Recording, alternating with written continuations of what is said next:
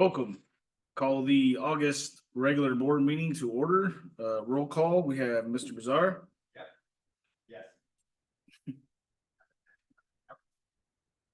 Ms. Conforti is currently absent. Mrs. Hurst, Here. Ms. Rivas, Here. and myself, Mr. Cabral is here. Item number 2, public communication, closed session items. Any member of the audience desiring to comment on a closed session item may do so when the board president asks for public comment. Please step to the podium, state your name. It would be appreciated if you would limit your comments to 3 minutes. Per board policy BB 9323, individual speakers may be allowed 3 minutes to address the board on each item, agenda item or not agenda item.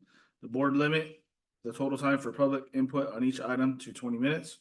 With board consent, the president may increase or decrease the time allowed for public presentation depending on the topic and the number of persons wishing to be heard. The president may take a poll of speakers for or against a particular issue and may ask that additional persons speak only if they have something new to add. And we have one guest tonight, Ms. Kim Bencourt. Step on up to the podium.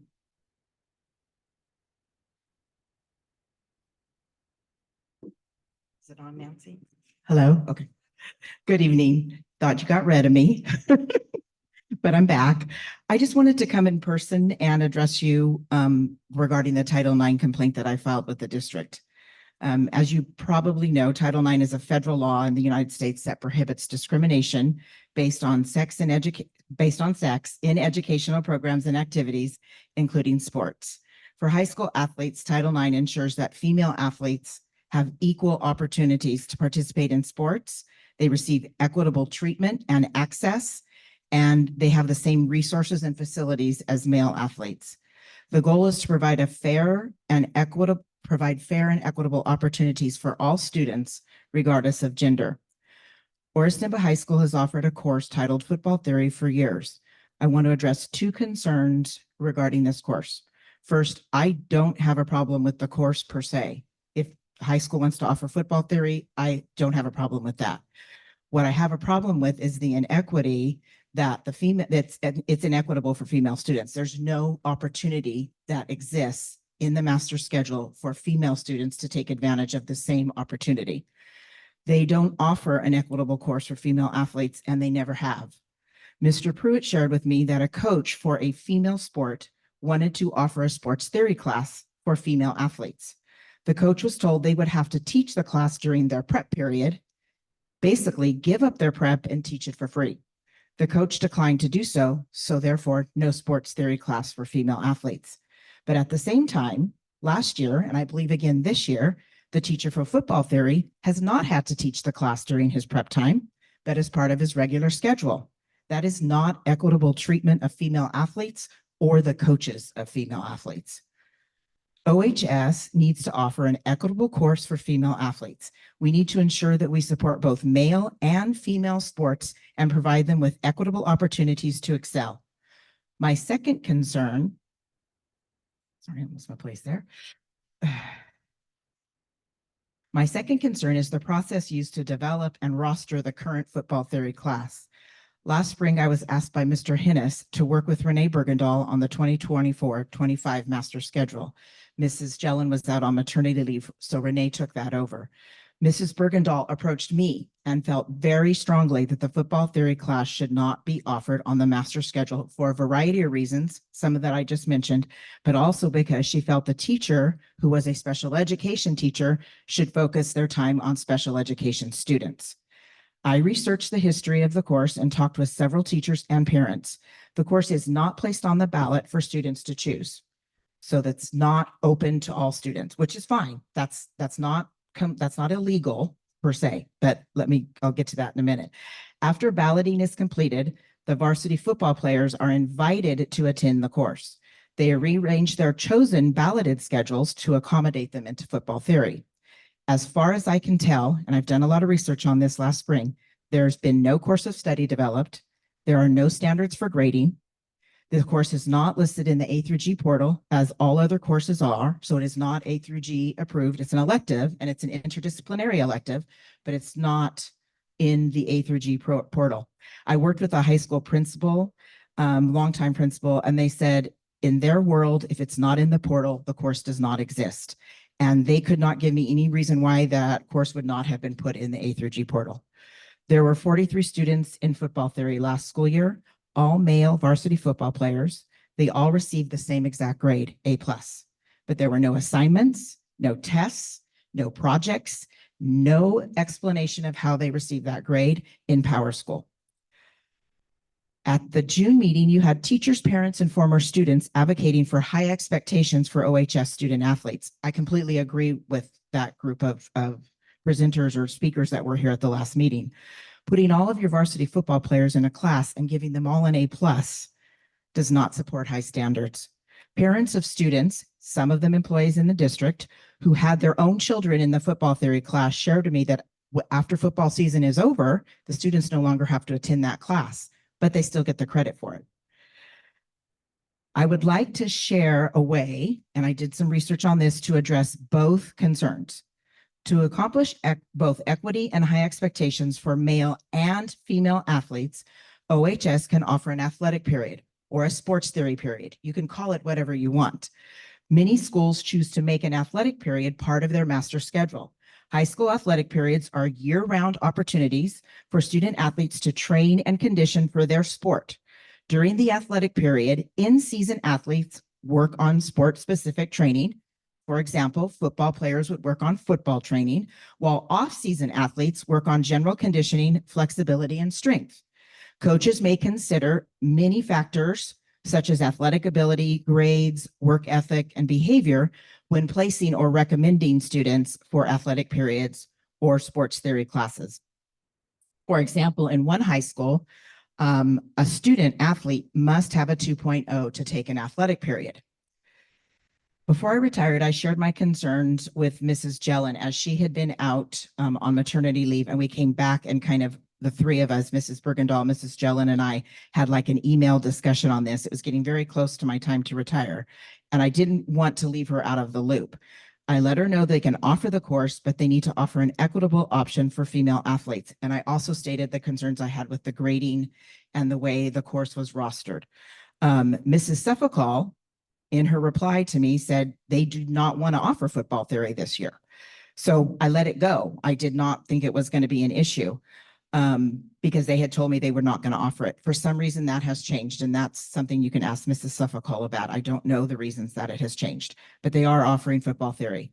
So all I'm asking, and I would have asked it last spring if I had known they were going to offer the class, is offer an equitable class for your female athletes and set some standards. Don't just let it be whatever. We need to set standards for our students. It's your job as a board. You represent all students, not just certain ones. And male and females need to be treated equitably and fairly. And both groups of students, all students, need to be given the opportunity to excel in sports and academics. Again, I filed a complaint because that was my only course of action. I would have come to you publicly or in a setting such as this if I had known they were going to offer the course. But as of my retirement, June 19th, and an email that I sent all of you, you can see Mrs. Suffolk very clearly said they would not be offering the course. Yeah.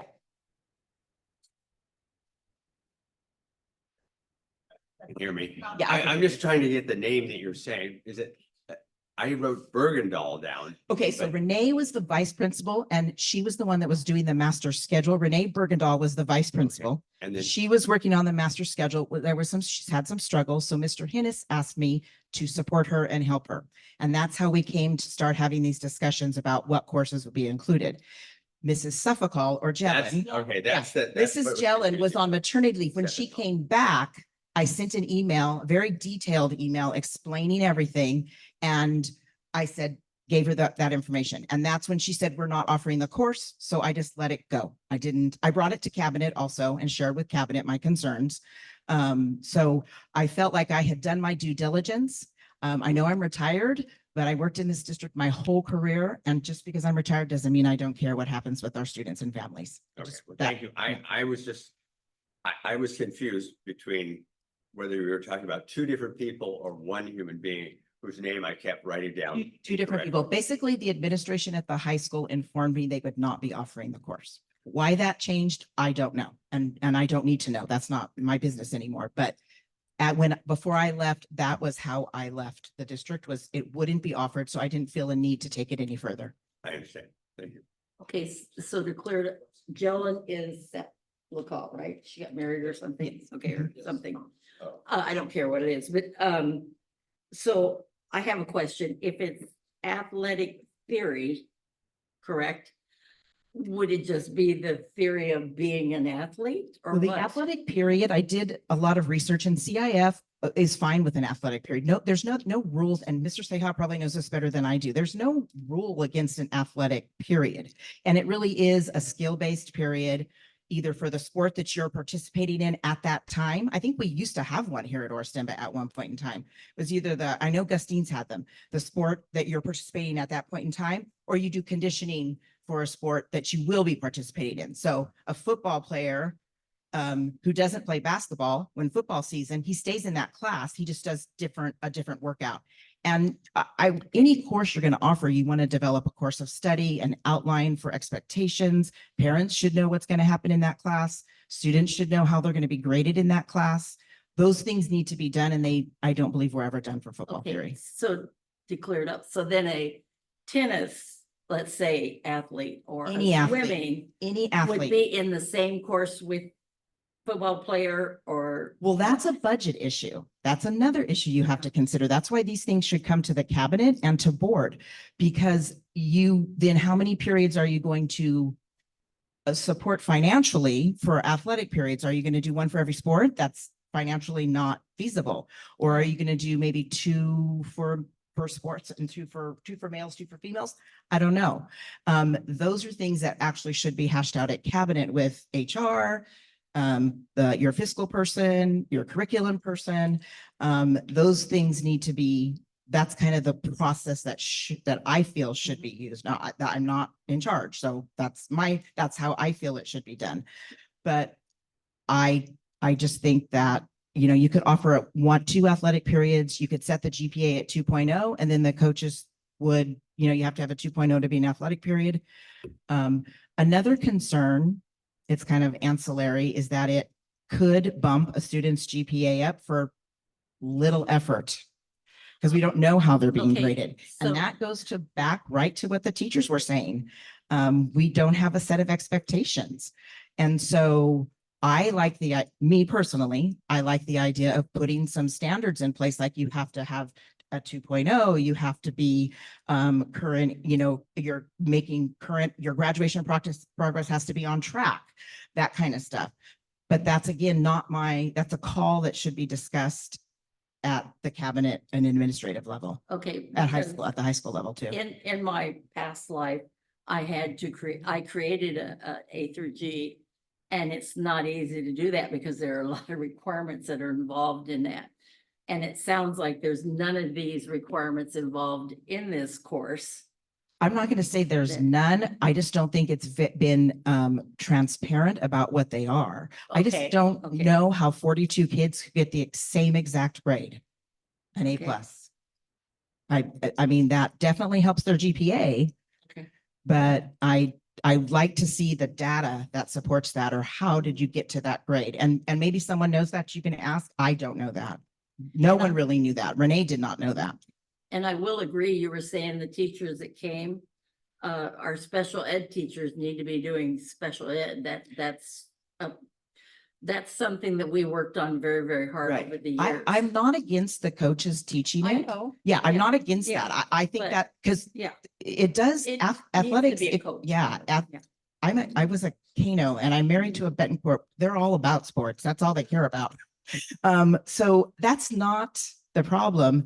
It's just, if we're going to do something, do it right and make sure Yeah. that all kids are getting what they need and Right. it's appropriate.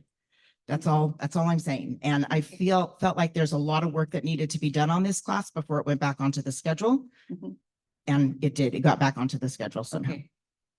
Thank you. Thank you. Thank you. Thank you. All right, with that, we'll go to closed session at 5:15 PM. Welcome back. August board meeting convening back to regular session. We will have our flag salute by our Orsimba FFA. Come on up. Whoever drew the short stick.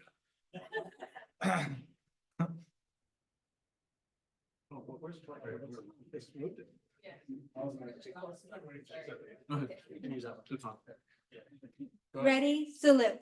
I pledge allegiance to the flag of the United States of America and to the republic for which it stands, one nation, under God, indivisible, with liberty and justice for all. Thank you. Thank you. Excellent.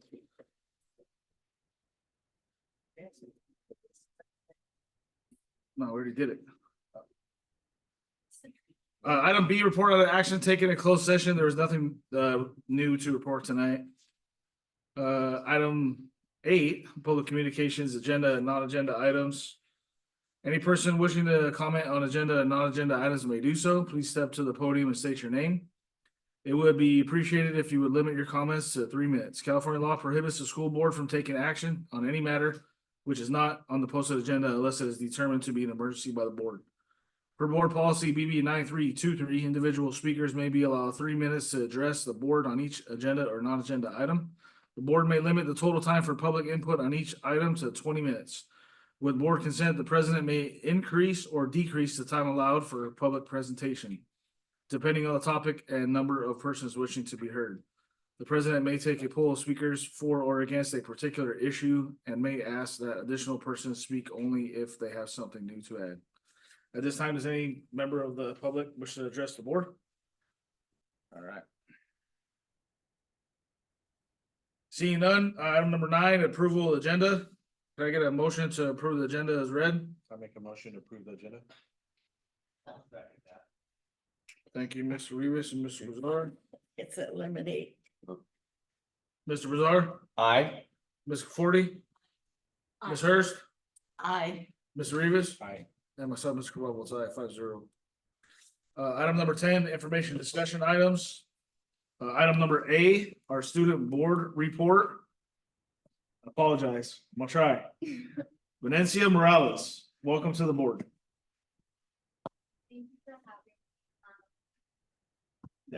Thank you for having me. For those who don't know me, I'm Venecia Morales. I'm 16 and a junior at Orsimba High School. And I just want to say, first of all, thank you all for having me here. I'm super excited to be given this opportunity to be kind of a communication travel between students and board members and parents. And so today was the first day back at high school. And it was a minimum day, but I say everybody was pretty happy to be back and into the routine. Seniors had their senior sunrise, which was pretty great. They all enjoyed it and they took plenty of pictures to prove that. I think everybody's just trying to settle back into a routine, and I think everybody's pretty excited to start football season and just in general, just set into a routine again. And so, yeah, that was pretty much it. That all happened today. It was a pretty short day, but I think we made the most of it. Thank you. Thank you. Thank you. Thank you, welcome to the team. Take good notes. Item B, 2024 CSEA Humanitarian Award winner, Ms. Burley Karp. You want to come on up, please?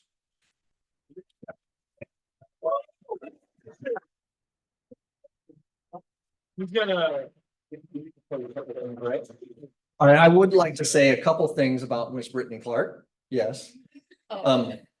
So first of all, for those of you that are unsure of the award that she got, the William P. Schwartz Humanitarian Award is given to a member of CSEA who demonstrates generosity, commitment to the betterment of people in need, and dedication to the welfare of humanity in society. The awarded member goes above and beyond in the name of charity. Brittany Clark, the 2024 Humanitarian Award recipient, is that person for Newman Crows Landing, Chapter 551, and CSEA siblings across the state. When it came time for Brittany to give her speech, instead of giving a speech, she gave a call to order and asked everybody to go to their hotel and get the soaps and unused shampoo so that she can give it to students in need. And I think it ensued after that, correct? So they unloaded unneeded hotel soaps and shampoos that they can donate to children in need. A community full of compassion. Like Schwartz, Clark's actions touch the lives of members of her community every day with the motto, leave things better than you found them. She goes above and beyond to create a community full of compassion.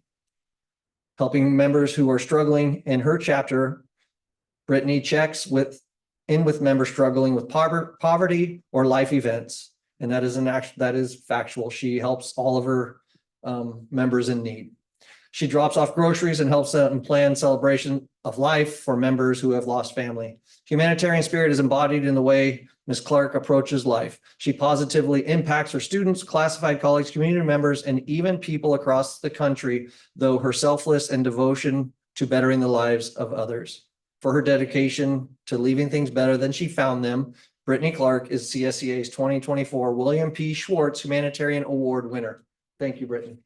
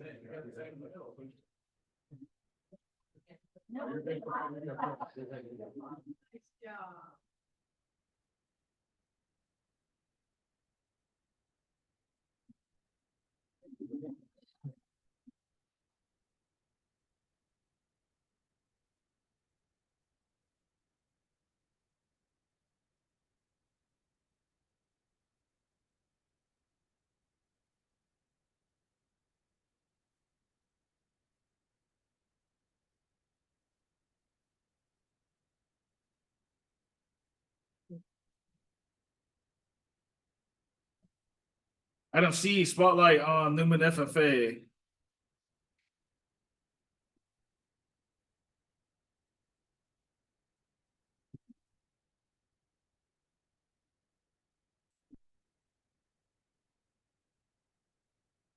Hello, everyone. Good evening. First and foremost, we would like to thank you for having us here this evening and for giving us the opportunity to give you guys a little more information about our FFA program at Oristimba. My name is Camila Gonzalez, and I'm currently serving as our chapter's president.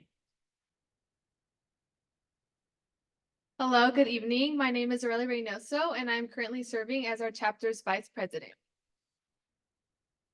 Hello, everyone. My name is Jessica Abrica, and I'm currently serving as a chapter secretary. Hi, my name is Madison Durbala, and I'm currently serving as the chapter's treasurer. Hello, my name is Miranda Garcia, and I am currently serving as your chapter reporter. Hi, my name is Rosario Mendoza, and I'm currently serving as your chapter sentinel. So over this summer, my officer team and I met for our officer retreat, and we planned out our events for the remaining of our school year. And with that, we also reviewed and revised our Newman FFA mission statement. Our mission is to cultivate a dynamic high school community where every student feels engaged, empowered, and inspired to reach their full potential. Through proactive leadership and innovative initiatives, we strive to foster a culture of inclusivity, creativity, and mutual respect. So we also went over a few of our goals for this upcoming year. And one of our main ones is to increase member activity. So we would like more members to go to our career development events. And we truly believe that there's a place for everyone, every student in our program. And we would like them to get more engaged and to almost, how would I say it? Like experiment with their interests so that they can find somewhere where they feel best fits. And with that, our theme for our school year is potential. We believe that every student can reach their full potential, whether that may be speaking or with career development events such as our judging teams. And so as you guys can see up there, we have our theme, which is also on the back of our chapter shirts, which our advisors are wearing. And on the front logo, we mixed a little bit of FFA and our Oristimba to symbolize one school, one tribe. And our shirts are also for sale in all the colors that you guys see. So if you guys would like to purchase one, they will be for sale. Our vision this year is to help new and existing members reach their full potential in the FFA. We want to inspire members to grow from feeling like just a member to being a leader themselves. We will show every individual that there is a place for them in the FFA. This year, we are having member highlights weekly and monthly so others could have their voices heard. Newman FFA wants to get our community involved as well. And to do so, we plan on doing a monthly meeting based on community service, such as our canned food drive. So over the summer during our retreat, our RPC team and I discussed some of our strengths, our weaknesses, as well as our opportunities and challenges. So one of our strengths being our membership within the Newman FFA reflects the makeup of our school, engaging every member equally. One of our weaknesses would be engaging more students to participate higher than the chapter level, as in sectional level and regional level. One of the opportunities that we offer to students is the school farm that we have, which is actually on the school campus. Not many schools have the school farm nearby the school or on the school campus, so it gives students an easier opportunity to keep their animals close by. Another opportunity would be traveling with speaking competitions, judging teams, or any conferences that we offer. It gives students the opportunity to travel as well. And one of our challenges this year would be the new school schedule. Our classes were shortened a lot, so it gives us less time, and a lot of our ag classes are lab-based and project-based.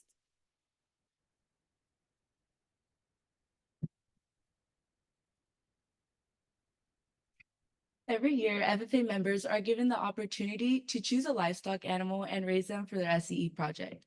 This year, we were grateful to have 33 FFA members at our Stanislaus County Fair.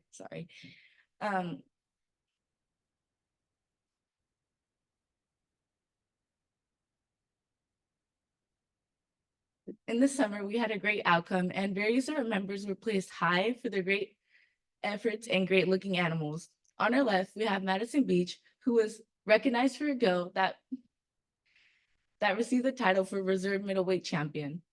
Along with this great achievement, we have another one of our FFA members, Raimundo Alfaro, who received the title of Supreme Grand Champion Turkey, which means that overall, he had the best looking turkey out of the whole fair. Overall, we are very proud for all our FFA members for going out in the heat and giving it their all this summer.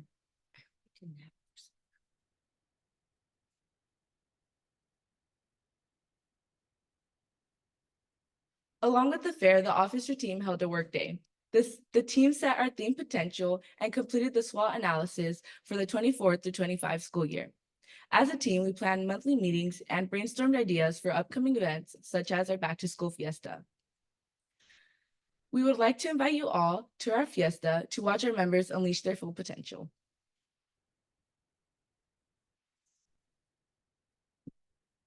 I'm here to talk to you about the ag pathways us as an ag program provide. For starters, we have our agri-science pathway, which starts with our ag science class that our freshmen can take, and it introduces them into our ag program on the science side of our program. Then we have ag biology and ag chemistry for sophomores and juniors. Lastly, we have ag honors, which is for our seniors, and it is the capstone class, which encompasses what our students have learned the previous 3 years. Next, we have fabrication, which starts off with Mechanics 1, which introduces the students to the basics of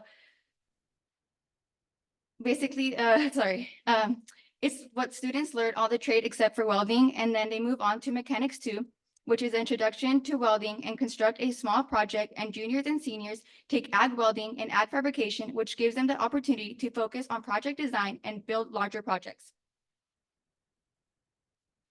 Next, we have veterinary science, which is a hands-on course where you learn how to take care of animals like a vet does. The pathway begins with ag biology, and students that complete both courses receive science credit. Next, we have floriculture, and it starts off with Intro to Floral, and it involves the fundamentals of floral design theory, techniques, and skills practiced in the floral industry. As they move on, they can go into advanced floral. This advanced floral design class is designed to give students advanced design techniques, including wedding, sympathy, and high style floral design. These students are also responsible for creating the floral subscriptions. As you can see, these pathways will meet the A through G requirements for college and also high school, and we are excited to continue to provide these opportunities to our students. Through career and leadership development events, participating FFA members in grades 9 through 12 are challenged to develop critical thinking skills and effective decision-making skills, foster teamwork, promote communication while recognizing the value of ethical competition and individual achievement. CDE and LDE events occur at the local, state, and national levels. Some of our upcoming events, like Jessica previously mentioned, was our back to school fiesta, where we just kind of like welcome the students back and get them in the mood to have a great school year. We also have our trick or treating for canned food, which is where we take the kids around the neighborhood and collect cans, or we take that to day of service, where we kind of compete with the other schools to see who has the most cans. We also have Camp Sylvester, which is coming up, which is a leadership conference where the students learn leadership skills that they can not only bring to our chapter, but also use in their everyday lives. And we also have our opening and closing ceremony competition that we hold at the school.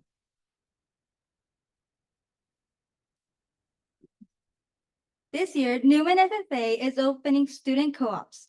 This project is done by multiple students who will be in charge of the greenhouse and the chicken egg production that we are introducing this year. We also have an ag leadership class this year, where not only FFA members will be running and planning events, but also the members in the FFA. Exciting news! Mr. McGuire applied for the Golden State Pathway Grant for the Agricultural Mechanic Shop, and he was granted with $500,000. Mr. McGuire's funding plan on going to help our ag mechanic shop. The money is going to buying more metal equipment and any other needed equipment. He is also planning on building a wood shop back on the campus and another ag truck. We would like to thank you guys once again for giving us the opportunity to be here and to represent a little bit of our chapter. We would also like to invite you guys, as they previously said, to our back to school fiesta, which is being held August 26th at 5:30 at Orsimba in the Quad. And we will be having a salsa competition, like salsa, like the chip and dip one, not dancing. So if you guys would like to be our judges, you guys are more than welcome to. Or if you guys would like to enter your salsa into the competition, you guys are also more than welcome to do that. And we hope to see you all there. Thank you. Thank you. Thank you.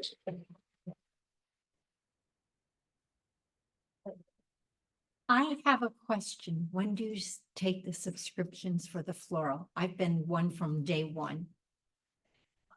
The end of the month. Okay, thank you. And the shirts, where can you buy the shirts? You can email me. Okay. At NCLUSD.org, and I can get it to you. Okay, thank you. We'll have an order form too, but they got that out. Okay. Okay, yeah. Thank you, guys. Thank you. Thank you.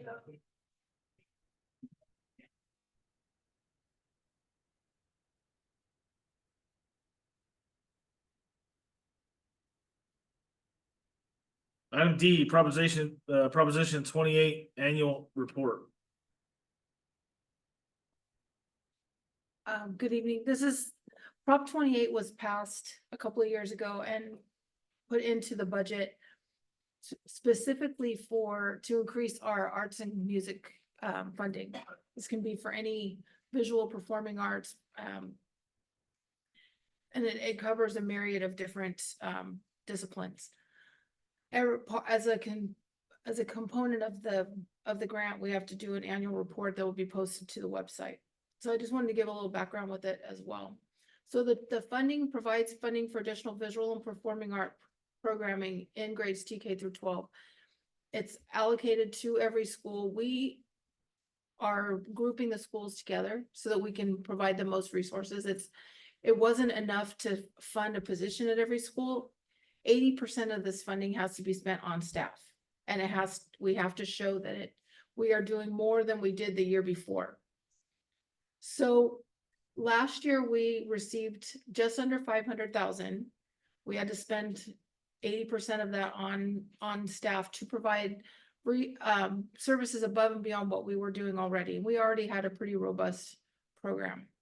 So we increased to 2 full-time art teachers for the TK5 grades. And so one took 2 schools, the other one took 2 schools. And that allowed them to do, every TK5 student had art once a week. Before they were getting it every other week.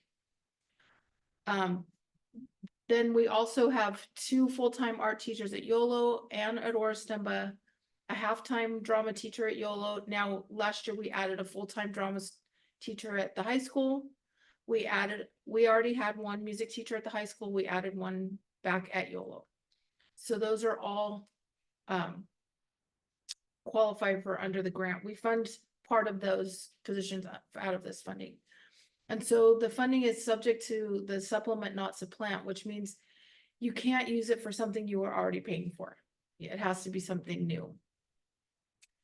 So we ended up spending 83% of the funding on staff, which was good. We have 3 years to make that, to meet that requirement. But once you start rolling over funding, it gets difficult to track, and then you get behind, because if you didn't spend it all this year and you spent part of it the next year, then the next year you're already behind on spending it. So we really tried to keep current. So other than the staffing, we provided a big boost to the art supplies, clay, things for the kiln, a couple of big things. We helped with the district art show that we do with the regional art show in the spring. The teachers had asked for some professional development specifically for their programs. And they took a field trip, I believe, to San Francisco to, I believe, the Museum of Modern Art, which they want to do again. So those are that's how we spent the money. We had to report that to the state, and now we'll publish that to our website.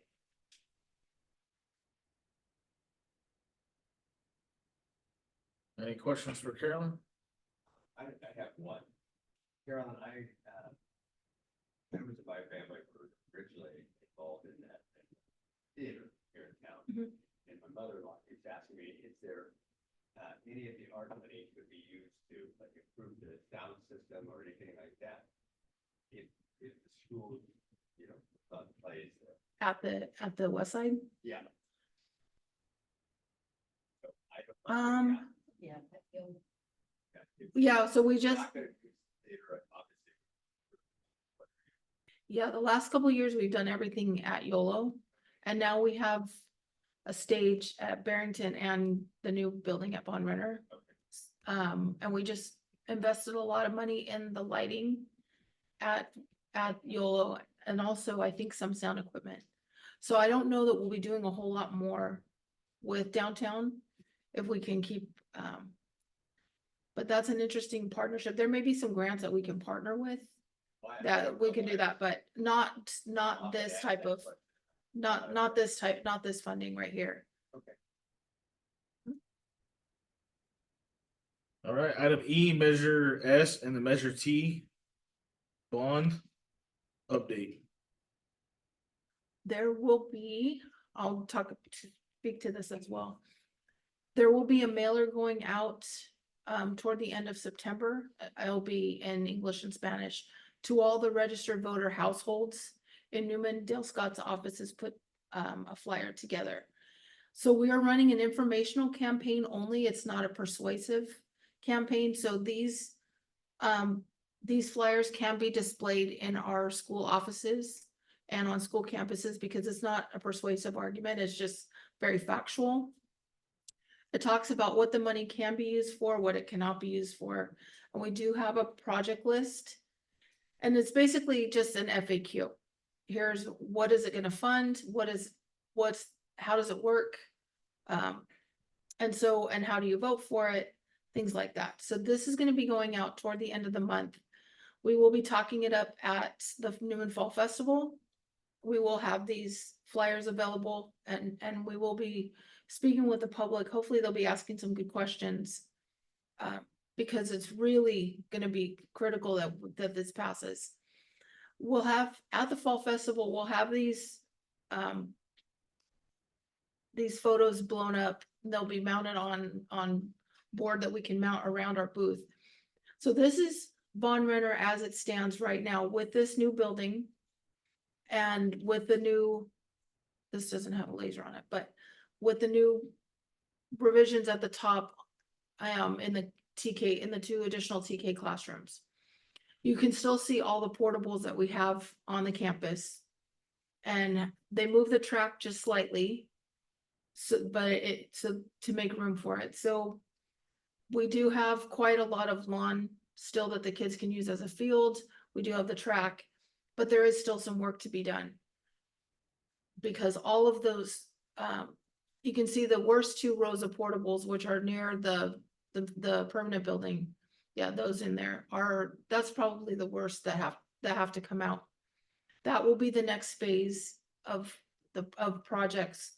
Once we're done with this, if we're able to pass the bond, that would most likely be the recommendation to be the next project. So this is what Von Renner could eventually look like after that phase. And we're not suggesting doing the 3 future classroom buildings. What we're looking at doing is the 8 classroom building that's just south, I believe it's south of the old cafeteria for now. Because with that, we still have enough room with the current portables, and the other portables that we have are still in good condition. As we go on, depending on how enrollment goes and how funding comes in, those would be then a different phase after that. But the next phase would be tearing out these 8 portables and putting a new classroom building.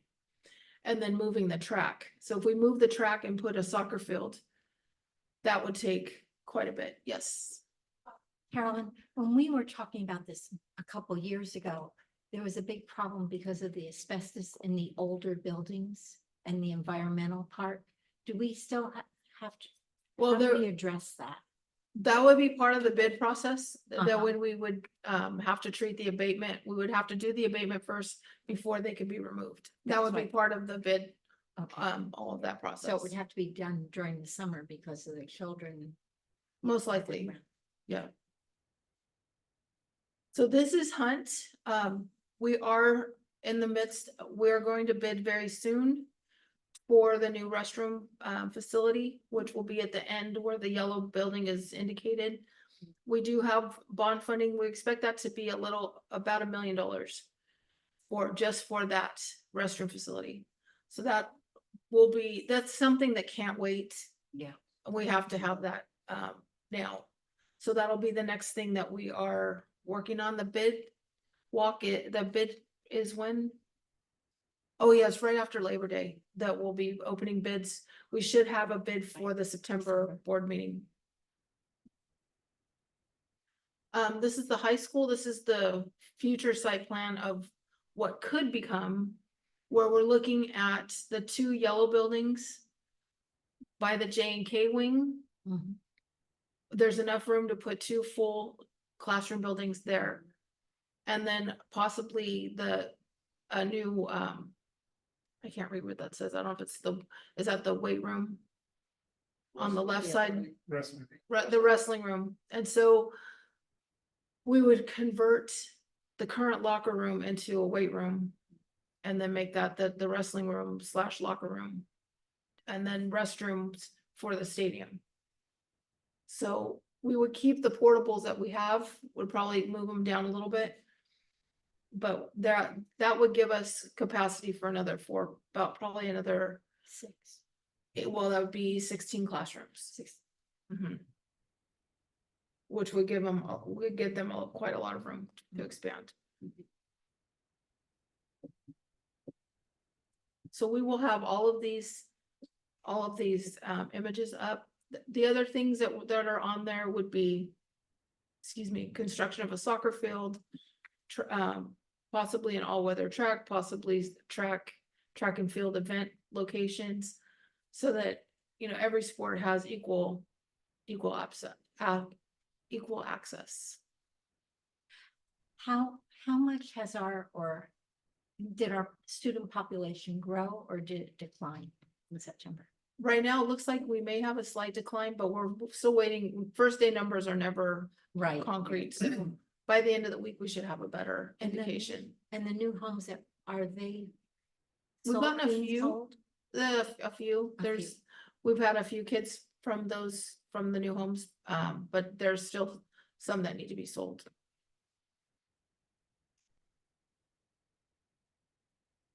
So this mailer will go out toward the end of September, and then we're also working on an op-ed piece for the index. And it'll go to all the registered voters in the district. The flyer will go to all the registered households.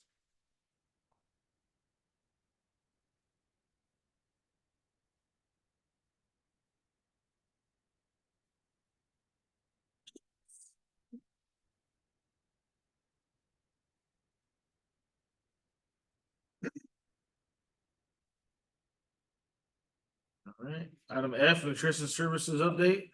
Okay, I'm gonna do one more.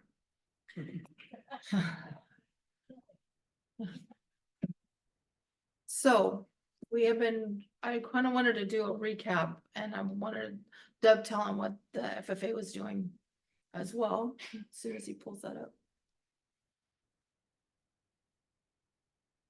We had a very busy summer and a very busy year last year.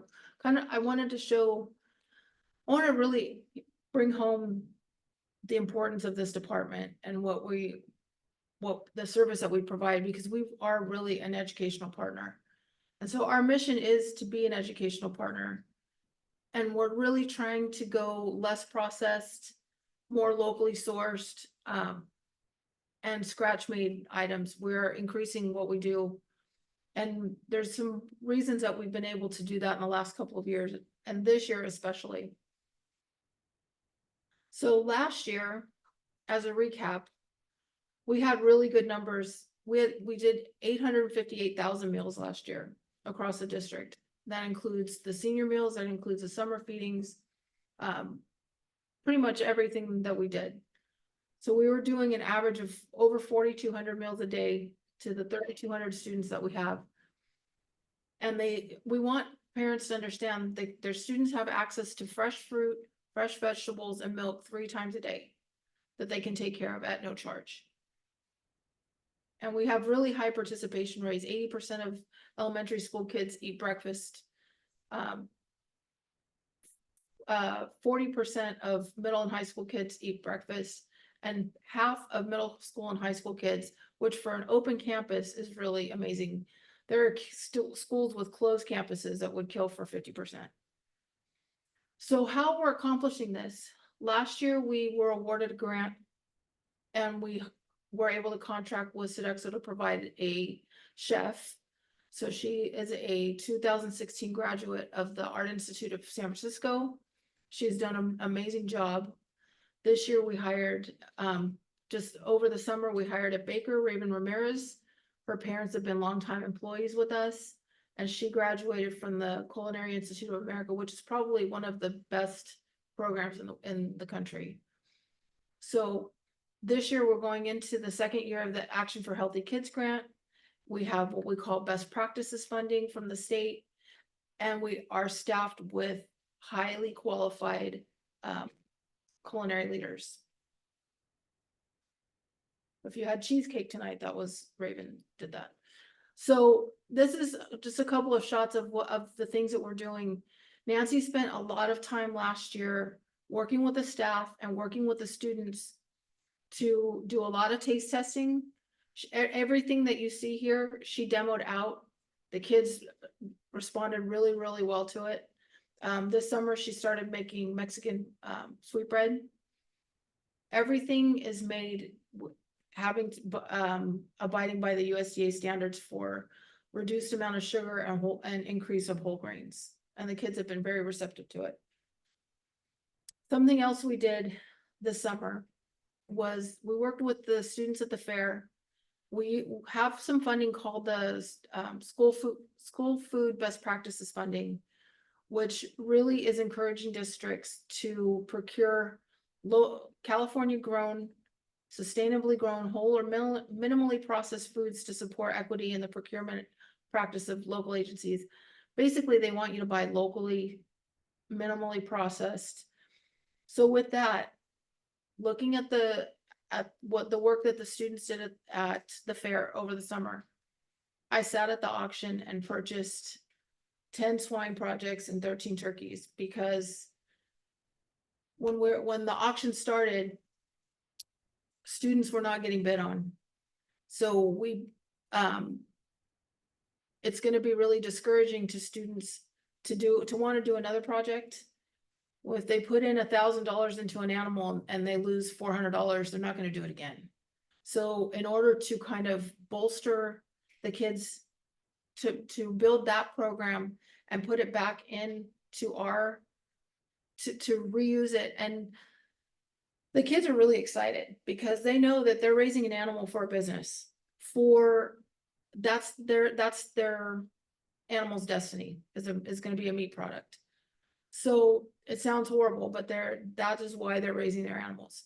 So we developed a logo, the farm to student, raised by warriors for warriors from the Joe Terra farm. And so we're going to be pushing that. We're picking up the pork tomorrow. It's all been processed. We picked up the turkeys already. If you go to back to school night at Von Renner and Bonita, we'll have some of the turkeys in one of the dishes that we're doing. So we're really excited about utilizing those and really marketing that to the students. And even the kids that raise the animals are really excited about it because they're like, hey, I did that. So we're really excited about partnering with them for the poultry project that they want to start. They want to do a poultry barn where we can have fresh eggs and meat pen chickens. So we're looking forward to developing that partnership as well and expanding our brand. So I am happy to answer any questions. And this is a program that doesn't cost the general fund any money. We had over $3 million in revenue last year, and it gave back about almost $200,000 in indirect costs to the general fund. The money for the chicken coops and all that stuff, is that gonna be paid for by us, or are we gonna look for donations, or? That, I know he's working on a grant. There's some, and I know he's gonna be talking to Bill Mattis to see what kind of partnerships can come of that. So, but I believe he's looking for a grant through the Poultry Association. Any other questions for Carolyn? Well, I just want to say, I think it's a great idea. Thank you. I don't know why we didn't think before. I think Well, it's amazing. I was a little bit worried about this funding, but I ran it by several people and they said, no, as long as, you know, we met certain requirements, we made sure that the processors were USDA inspected, that we had a trail, you know, we could trail the animals. But at the auction, the auctioneers kept looking at me. If nobody was bidding on an animal, this was a really horrible year for buyers. And I'm not sure if it's the economy or what it was, but we decided on I worked with the advisors and we said, this is gonna be our floor for, this is our students are gonna get this much. And if I get outbid, that's better for them. But this is where our kids are gonna be. That's not where I paid for students from other schools. I wasn't gonna give them that level, but I did end up buying some from Johansson, some from Central Valley, because nobody was bidding. And so the auctioneer would look over at me, you want this one too? Okay, yeah, I'll have that one too. Yeah. And I mean, if it was for turkeys especially, okay, if it's a 29 pound turkey and I'm gonna get it for this price, yeah, okay, I'll take that one. If it's a little 23 pounds, no, that's okay. But I think I surprised my staff when I came back on Monday and said, guess what? And now it's ready to be picked up, and they're excited. They can't wait to get started on it. All right, thank you. Item G, first and second reading of Board Policy 6145.6, International Exchange. Board Policy 6145.5, Student Organization and Equal Access, and Board Policy 4121, Temporary Substitute. Who was given? Yeah, these are just the updated by recommendation by Oh, okay. CSBA. All right. Sounds good. I think that was the last item. Yep. Yeah. All right, moving on to the consent calendar. Items of routine in nature usually do not require board discussion. Individual items may be removed by board members and presented for discussion and separate action. The consent calendar will be adopted by roll call vote. I have a motion to approve the consent calendar as listed. I'll make that motion. Thank you, Mr. Rivas. Can I get a second? Yeah, I'll second. Thank you, Mr. Bazar. Mr. Bazar? Aye. Ms. Conforti? Ms. Hurst? Aye. Mr. Rivas? Aye. And myself, vote aye, 5-0. Action items, item number A, accept Williams Settlement Uniform Complaint Report for April, May, and June of 2024. I get a motion for item A. I move we accept the Williams Settlement Uniform Complaint Report for April, May, and June. Thank you. Second, I'll second. Mr. Bazar, Aye.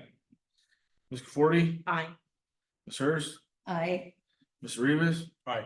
and myself, vote aye, 5-0.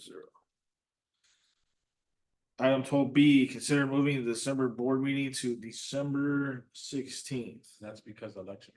That is because of the election. Can I get a motion to approve item B? So moved. I'll second.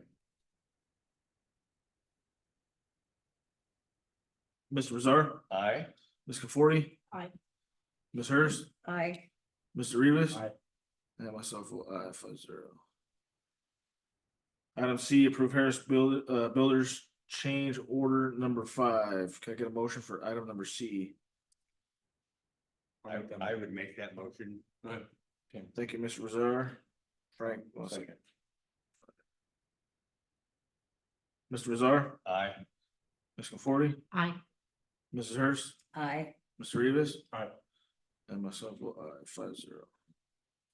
Item D, approval of ag incentive grant. Can I get a motion for Aye. item number D? I motion approval of ag incentive grant. And I'll second it. Thank you. Mr. Bazar, Aye. Ms. Conforti, Aye. Ms. Hurst, Aye. Mr. Rivas. Aye. And myself votes aye, 5-0. Item 13, future agenda items. We have nothing listed. Item number 14, superintendent report. Spruitt?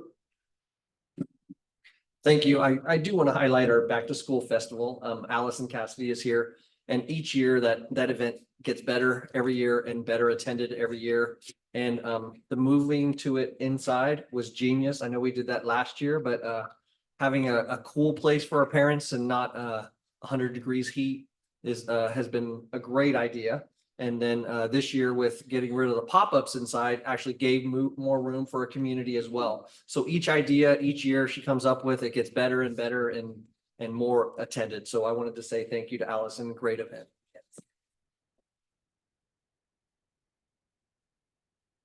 As you know, today was our first day and everybody in cabinet went to another site. And then when everybody came back to give a report on how it went, phenomenal. The principals had it so well tuned, so well planned out. I was at YOLO and you know how junior highs can be. It could be silent and then all of a sudden screams and it was just a very happy event, very organized event. And that's kind of the report I got from every site. Our principals really did a really good job this year with the opening and it went really smooth.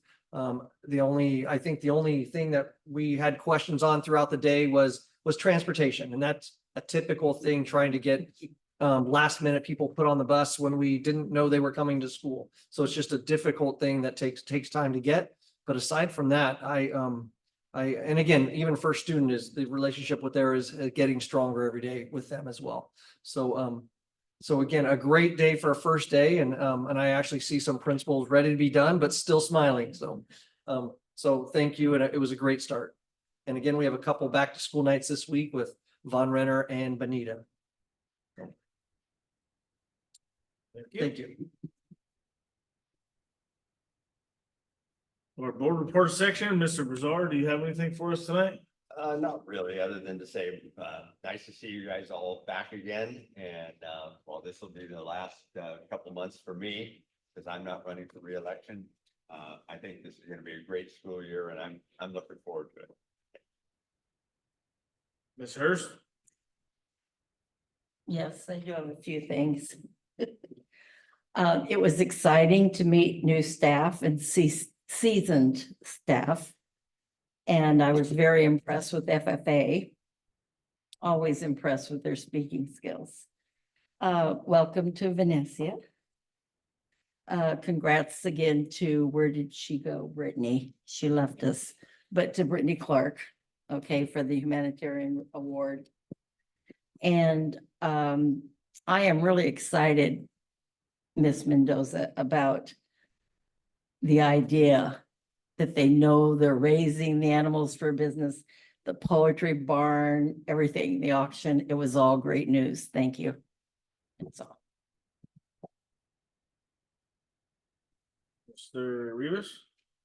For the first time since I've been on the board, I got to go to the back to school festival, and it was great. I said, grab a book. I don't know how many times, but everybody grabbed a book. And first time in, I think, 3 years, I got to go to drop my kids off at school. And I know the student reporter said kids are happy. Every kid I saw didn't look very happy they were back at school. Yeah, I was at Von Renner, and then I went to the high school, and not everybody looked happy. But I would like to say the drop-off area at both sides, Von Renner and high school, were on point. There was nothing that I saw. Everybody was happy. The staff welcomed all the kids. I just can't believe we're back already. Felt like we're at graduation, there's more here again, but I would like to say, keep up the good work and have a good year. I'm not saying I was, but I was. Ms. Conforti? I'd like to first apologize for being late. I had medical things that had to be done, and I was in Modesto, so luckily the policeman didn't catch me doing 90 down 5. And that, but, yeah. Okay, well, they didn't catch me. You're good. But, I went to the, welcome to the teachers the other day, and everybody looked excited. We had a lot of new faces, and again, like Mr. Bazaar, this is my last back to school in it, so it'll be interesting, and I'm sorry I missed meeting everybody at the beginning today. Thank you. I just have a couple things tonight. The back to school event was pretty packed. A lot of people come through. Great event. I don't know about that little water cart though. I was looking for more of, 2 ounces, like I wasn't at the dental office. But no, it was a good event. A lot of kids, predominantly the younger ones, not so many high schoolers were there. My son included, he didn't go, but he's senior. But yeah, a lot of the younger kids were there, got a lot of goodies and grab bags, and played a lot of the games and events that we had. So that was good. Thanks for putting all that on. And then, yeah, school year's already started. A lot of new people, a lot of different places, new jobs, a lot of people, restructure, reorganize. So, wish you guys best and going forward, and put the gas pedal to the floor. Hopefully this heat's pretty much behind us. So, maybe Matt can get some customers in the pool. But for the most part, it's got a couple more weeks of the warmth, and we should be good. That's all I have tonight. That's it. All right. 6:49. We'll adjourn the meeting at 6:49? 6:49 PM. Have a safe drive home. We'll see everyone next month.